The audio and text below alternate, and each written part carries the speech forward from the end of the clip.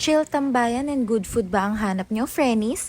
Highly recommended dito sa Honey Bakes Tomas Morato. Ang chika din nga, masarap ang ubi cake dito. Kaya syempre, susubukan namin ni Frenny yan. Aside from pastries and drinks, meron din silang rice meal, sandwiches, and may mga pasta din. So here's our order. Wagyu and kimchi rice na 329 pesos, matcha latte na 145 pesos, and ubi cake na 175 pesos. Sarap pa. Ulit. Oo.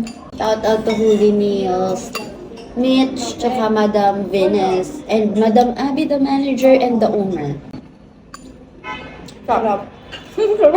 Frenny Reg nyo, takam na sa cake oh. Nga pa. Friends, kita naman na-enjoy at nabusog kami dito, di ba? Kaya go na kayo dito with your friends, family, and kung sino man ang gusto nyong kasama. And yes, Charge is back, so follow us!